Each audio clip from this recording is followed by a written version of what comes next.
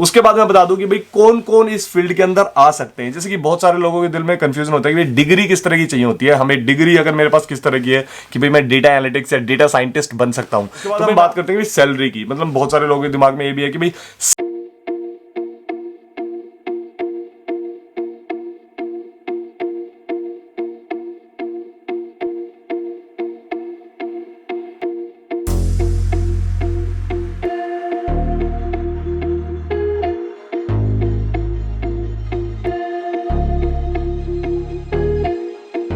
ऊपर वीडियो बनाने के लिए मुझे काफ़ी बार बहुत सारे लोगों ने मुझसे रिक्वेस्ट की थी। सॉरी मैं डिले हो गया थोड़ा सा इस टॉपिक के ऊपर बनाने के लिए। तो आज हम बात करने वाले हैं डेटा साइंस, डेटा एनालिटिक्स इसके ऊपर। इससे पहले मैं आप लोगों को बता दूं कि भाई मैं एक सीरीज या काइंड ऑफ आप कह सकते हो कि भाई डेली एक जिसे कहते हैं ना पॉडकास्ट वे में आप लोगों से बात करा करूंगा कि भाई डिफरेंट डिफरेंट करियर से रिलेटेड कि भाई आप किस करियर में कैसे एंट्री कर सकते हो, मतलब किस तरह की एजुकेशन चाहिए होती है, किस तरह की जॉब्स अवेलेबल हैं या किस तरह की सैलरी पैकेजेस अवेलेबल हैं डिफरेंट डिफरेंट करियर से रिलेटेड। तो इसके ऊपर हम काफ़ी सारी वीडियोज़ बनाएंगे, लेकिन इसकी शुरुआत मुझे लगता है कि भाई उस करियर से करनी चाहिए, उस स्किल से करनी चाहिए जिसके बारे में मैं बहुत ज़्यादा जानता हूँ, जिसके बारे में ऑलरेडी मैं जिस फील्ड के अंदर काम कर रहा हूँ, तो वो है डेटा साइंटिस्ट। जैसे कि अगर आप लोगों को नहीं पता तो मैं professionally I am a data scientist, ठीक है।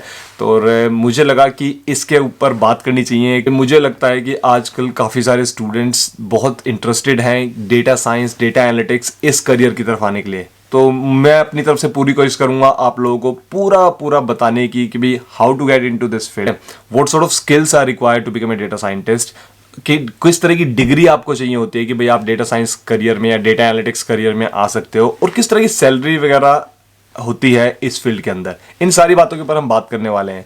एंड मेक श्योर इस वीडियो को एंड तक जरूर देखना, पूरा समझने की कोशिश करना।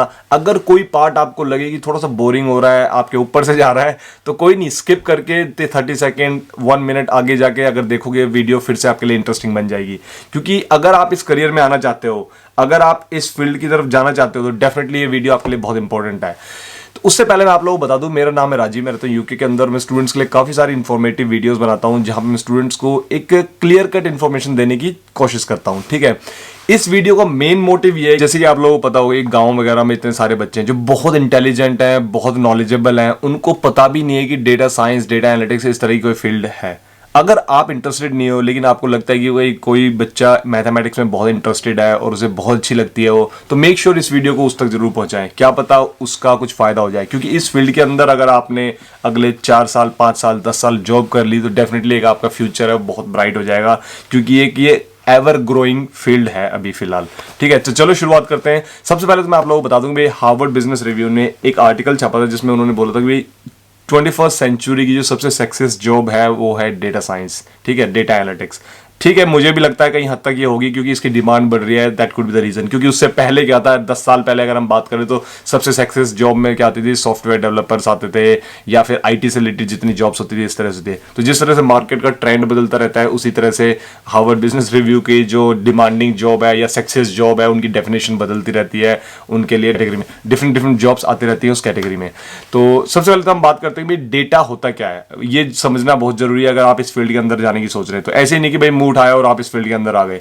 तो डेटा क्या होता है, जब हम सुबह उठते हैं और रात को सोते हैं तब तक जो भी हम कर रहे हैं ना, मतलब देखा जाए अगर कहीं पे भी आप कोई गैजेट वगैरह यूज कर रहे हो, सब कुछ डेटा है। इवन गैजेट क्या, अगर मान लो कोई लाइट है, लाइट भी अगर कोई देख रहे हो आप, लाइट के अंदर क्या है, 3 तरह की लेयर्स होती है, RGB, तीनों लेयर में क्या है, डेटा छुपा हुआ है। अगर मैं अभी बात कर रहा हूं ना, साउंड फ्रीक्वेंसी, उसके अंदर क्या है, डेटा। सुबह आप उठते हो, जैसे अपना फोन चेक करते हो, ठीक है, उसको फोन जैसे एक बार ऑन किया, फिर उसके बाद आपने 1 घंटे बाद या 2 घंटे बाद अपने फोन को ऑन किया, या फिर शाम को ऑन किया, जितने टाइम भी ऑन किया, आप अगर शाम को आगे देखते हो या आप पूरे वीकली देखते हो कि भाई कितने टाइम तक आप अपने फोन को यूज कर रहे हो, तो सारा क्या है, डेटा है। वो बता देगा कि भाई आपने व्हाट्सअप इतनी देर चेक किया, आपने यूट्यूब इतनी देर चेक किया, मतलब आपकी फोन को यूज आप कर रहे हो, उसकी यूजेज टाइम कितनी है, मतलब पिछले वीक से कम है ज्यादा है, वो क्या है, डेटा है। अगर मान लो आप शॉपिंग करने के लिए जा रहे हो, आपको कहीं पे कंपनीज जैसे कि यूके के अंदर क्या होती है कि भाई अगर बिग सुपर मार्केट्स अगर आप वहाँ पे रेगुलर शॉपिंग करते हो, कार्ड बनाती हैं, तो रेगुलर आपके घर में वाउचर्स आते हैं, कूपन्स आते हैं। और वो कूपन्स किस तरह के आते हैं, वो कूपन्स कैसे एनालाइज करते हैं, एक प्राइसिंग एनालिस्ट टीम होती है जो प्राइस डिसाइड करती है, ठीक है। वैसे ही वाउचर से रिलेटेड एक एनालिटिक्स टीम होती है जो डिसाइड करती है कि भाई कौन से कस्टमर को किस तरह के वाउचर देने चाहिए, कि भाई जिससे कि प्रोबेबिलिटी ये हो कि वो कस्टमर वो उस प्रोडक्ट को खरीद लेगा उस वाउचर को यूज करके। वो कैसे देखते हैं कि भाई आप किस तरह की स्पेंडिंग कर रहे हो। जब आप स्पेंडिंग करते हो तो ऑब्वियसली जो उन्होंने आपको कार्ड दे रखा है जो सुपरमार्केट्स ने, उस कार्ड को जब आप स्कैन करते हो डेफिनेटली उस पर सारा डेटा चढ़ता रहता है किस किस तरह के प्रोडक्ट्स आपने किस किस तरह के प्रोडक्ट्स आपने बाय करें। उस प्रोडक्ट्स को एनालाइज करके वो जो एनालिटिक्स टीम है वो ये डिसाइड करती है कि भाई इस कस्टमर को अगर हम ये वाउचर्स देंगे या ये प्रोडक्ट्स के कूपन देंगे तो प्रोबेबिलिटी ज्यादा होगी कि भाई बंदा बाय कर लेगा। सेम वे अगर हम मान लो कि भाई मेरे को खरीदना है लैपटॉप खरीदना है अगर मुझे, और मैं गूगल पे ब्राउजिंग कर दी मैंने या कुछ ढूंढ लिया, और उसके बाद अगर मैं यूट्यूब पे जाता हूं या फिर मैं फेसबुक पे जाता हूं तो मुझे एडवर्ड किस तरह की दिखेंगी, मुझे दिखेंगी लैपटॉप से रिलेटेड एडवर्ड्स। क्यों? क्योंकि जो मैं गूगल पे वो देख रहा था, गूगल मेरा डेटा कलेक्ट कर रहा था कि भाई ये फोन यूजर जो ये फोन यूज कर रहा है या ये लैपटॉप यूज कर रहा है, इसने इस प्रोडक्ट को देखा और उसने वो जो कंपनीज थी जिनके लिए वो एडवर्टाइजमेंट लगा रही हैं या एडवर्टाइजमेंट कंपनीज हैं उनको बताया कि भाई इस यूजर ने ये चीजें देखी हैं, अभी ब्राउजिंग की है। उस कंपनी ने इतनी जल्दी एनालाइज कर लिया कि भाई अगर ये वाली ब्रांड्स इस तरह की एडवर्ट यहां पे डालेंगे इस जो ये देख रहा है उसके बीच में, तो प्रोबेबिलिटी चांस ये होगा कि भाई वो बंदा उस एडवर्ट पे क्लिक कर देगा। मैं अपना एग्जांपल, मैं उस एडवर्ट पे क्लिक कर दूंगा और मैं उस लैपटॉप को खरीद लूंगा। तो उससे क्या होगा, जो सेल्स है कंपनीज की वो इंक्रीज होगी। उससे क्या है, बेटर स्ट्रेटेजीज बना सकते हैं कि भाई किस तरह का फोन यूजर हमारे प्रोडक्ट के लिए क्लिक करता है, हमारी एडवर्ट्स पे क्लिक करता है और हमारे प्रोडक्ट्स को खरीदता है।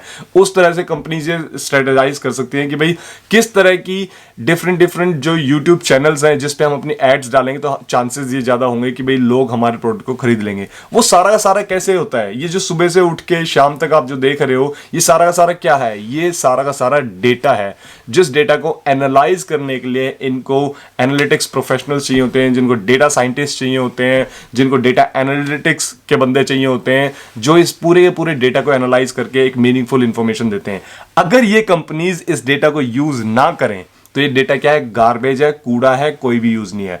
पिछले 10 डिकेड बोल रहा हूं, पिछले एक डिकेड में कंपनीज का फोकस क्या था, मेनली वो था कि डेटा को कलेक्ट करने। जब आईटी का बूम था ना, आईटी का बूम का मतलब यही था कि भी कंपनीज ज्यादा से ज्यादा डेटा को कलेक्ट करने में लगी हुई थी। लेकिन अब कंपनीज को, बड़ी कंपनीज को, छोटी कंपनीज को, हर एक को ये समझ में आ गया है कि अगर इन्होंने डेटा को ढंग से यूज किया, अगर उसमें से मीनिंगफुल इंफॉर्मेशन निकालनी है, then they have to analyse that data on a regular basis. They have to analyze that data in a much better way to get out the meaningful information and to create a much bigger impact. Bigger impact का मतलब क्या हो गया कि भाई अपनी company को grow करने के लिए या फिर गुड स्ट्रेटजीज लाने के लिए या अपनी सेल्स को बूम करने के लिए, ये सारी की सारी जो इंपैक्ट है जो एक कंपनी के ऊपर होती है, या फिर एक कस्टमर सर्विस को इंप्रूव करने के लिए, ये सारा कैसे हो सकता है, जब आप देखो कि भाई वो कस्टमर एग्जैक्टली कर क्या रहा है, वो डेटा आपको बता क्या रहा है और उसके हिसाब से आप उसके एक्शंस लो, तभी ये सारी चीजें हो सकती है।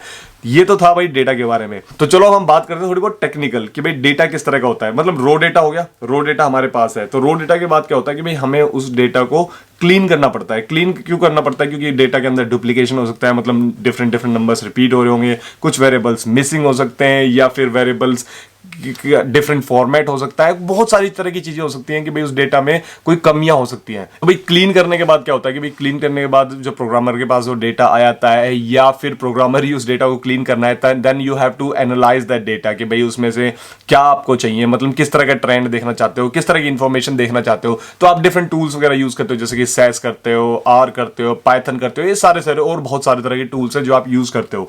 उसके बाद जब वो सारी इंफॉर्मेशन आपके पास निकल के आ जाती है, जब हम फाइनल डेटा के भैया मेरे पास ये 1 मिलियन कस्टमर्स का डेटा आ चुका है कि भाई ये डिफरेंट वेरिएबल्स पे, उसके बाद क्या होता है कि वो 1 मिलियन तो सीधा का आप लेके नहीं जाओगे अपने जो स्टेक होल्डर्स हैं या आपके मैनेजमेंट है या सीनियर मैनेजर्स हैं उनके पास कि भाई इस तरह का डेटा कि भाई ये वाले कस्टमर्स हैं ना इस तरह का प्रोडक्ट खरीदे, वो तो नहीं लेके जाओगे 1 मिलियन का कस्टमर। उसको क्या करोगे, आप विजुलाइज करोगे। विजुलाइज कैसे करोगे, मतलब कि भाई उसे ग्राफिकल फॉर्म में लेके जाओगे या फिर उसको पाई चार्ट्स वगैरह में लेके जाओगे। तो वो कैसे क्रिएट करते हैं, उसके लिए कुछ टूल्स हैं, जैसे कि टैब्लो हो गया, क्लिक व्यू होगा, पावर बीआई हो गया, इस तरह के आप टूल्स यूज करते हो और उसके बाद उस डेटा को इस तरह का बना देते हो कि भाई एक डेटा साइंटिस्ट वहां से उस डेटा को क्लीन करने से लेके डेटा को प्रेजेंट करने तक पूरा पूरा रिस्पॉन्सिबल होता है। डिफरेंट डिफरेंट कंपनीज की डिफरेंट डिफरेंट रिक्वायरमेंट्स होती हैं।